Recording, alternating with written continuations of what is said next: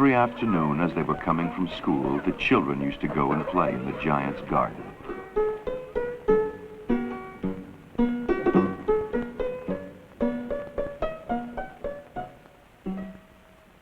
It was a large, lovely garden with soft green grass. Here and there over the grass stood beautiful flowers like stars. And there were 12 peach trees that in the springtime broke out into delicate blossoms of pink and pearl, and in the autumn bore rich fruit.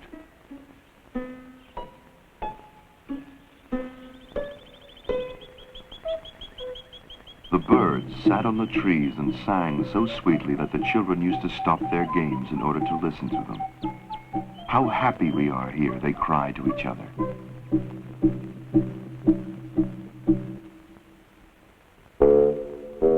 One day the giant came back. He had been to visit his friend the Cornish ogre and had stayed with him for 7 years. When he arrived, he saw the children playing in the garden.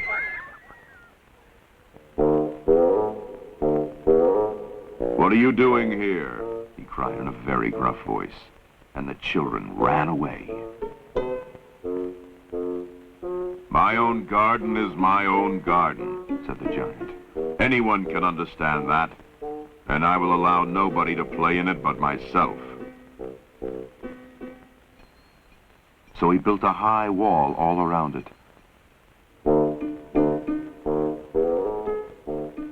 And put up a notice board. "Trespassers will be prosecuted. Giant." He was a very selfish giant. The poor children had now nowhere to play.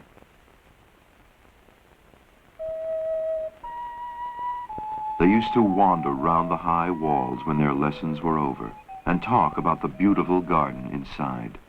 "How happy we were there," they said to each other.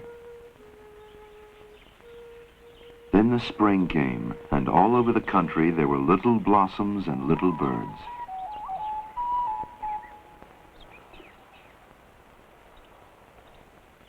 Only in the garden of the selfish giant it was still winter.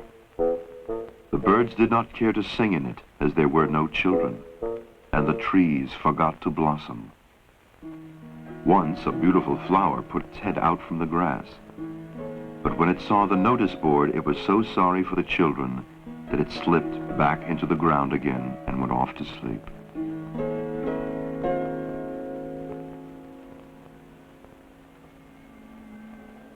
The only people who were pleased were the snow and the frost.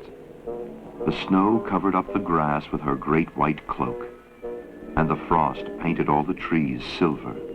Then they invited the north wind to stay with them, and he came. He was wrapped in furs and roared all day about the garden and blew the chimney pots down.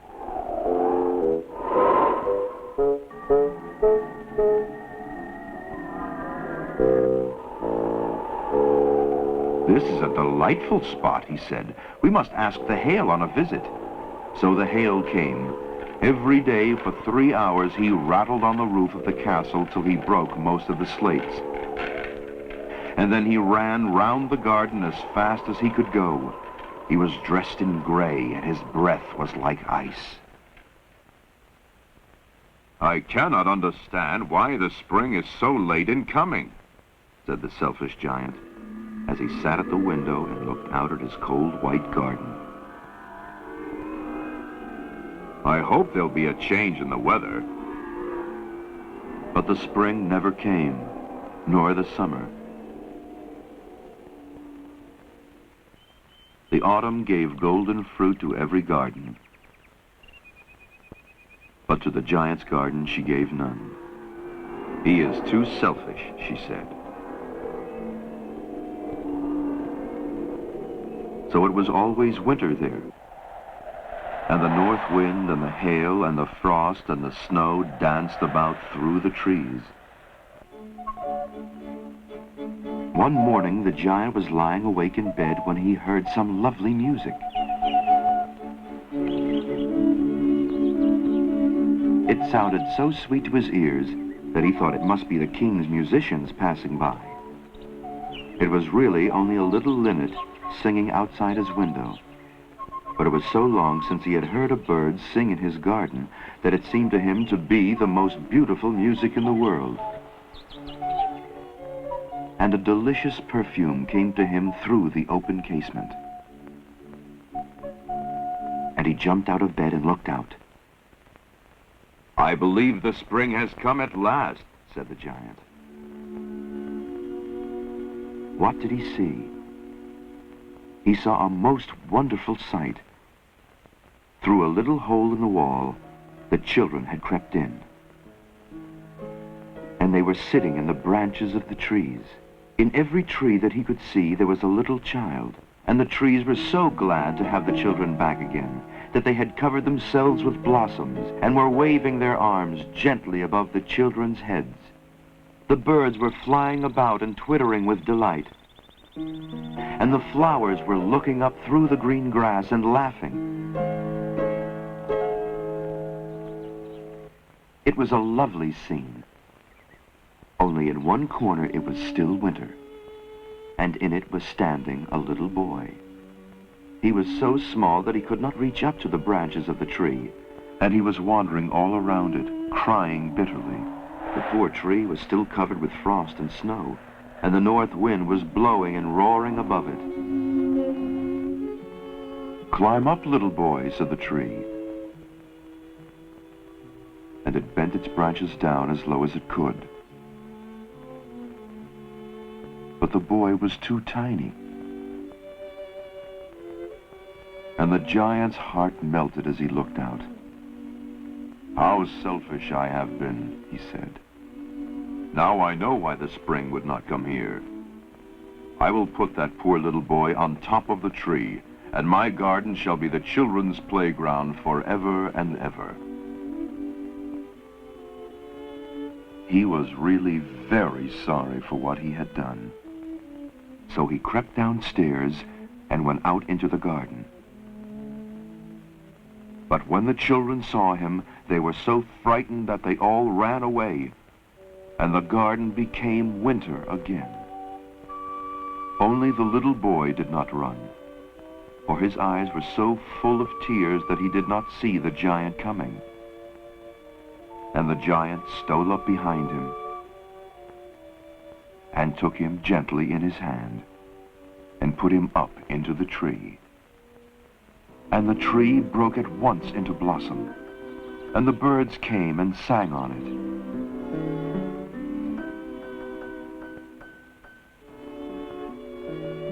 And the little boy stretched out his two arms and flung them round the giant's neck and kissed him. And the other children, when they saw that the giant was not wicked any longer, came running back. And with them came the spring. "It is your garden now, little children," said the giant. And he took a great axe and knocked down the wall.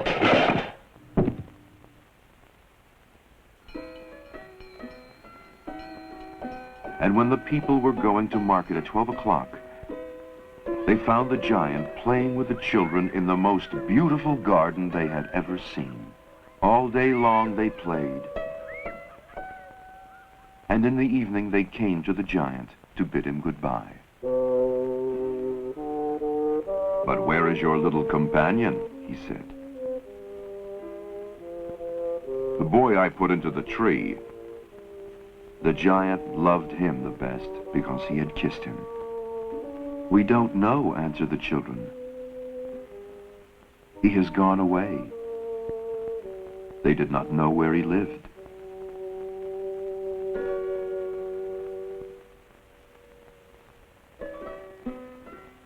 Every afternoon when school was over, the children came and played with the giant.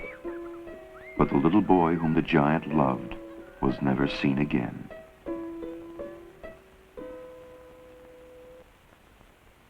Years passed, and the giant grew very old and feeble. He could not play about anymore, so he sat in a huge armchair and watched the children at their games and admired his garden. "I have many beautiful flowers," he said, but the children are the most beautiful of all. One winter morning, he looked out of his window as he was dressing. He did not hate the winter now, for he knew that spring was only sleeping and that the flowers were resting.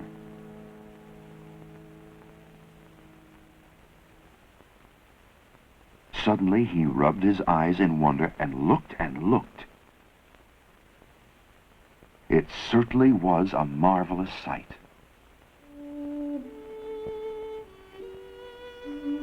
In the farthest corner of the garden was a tree quite covered with lovely white blossoms. Its branches were golden, and silver fruit hung down from them.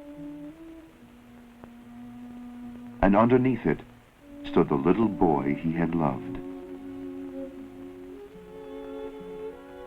Downstairs ran the giant in great joy, and out into the garden. He hastened across the grass to the child. And when he came quite close, his face grew red with anger, and he said, "Who hath dared to wound thee?" For on the palms of the child's hands were the prints of 2 nails, and the prints of 2 nails were on the little feet. "Who hath dared to wound thee? Tell me, that I may take my big sword and slay him." "Nay," answered the child, "these are the wounds of love."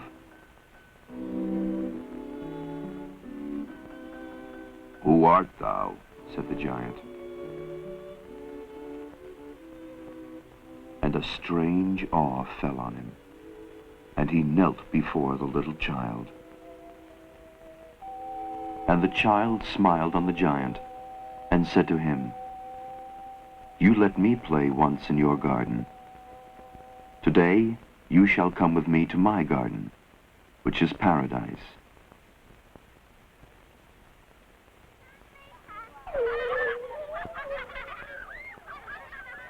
And when the children came that afternoon, they found the giant lying dead under the tree, all covered with white blossoms.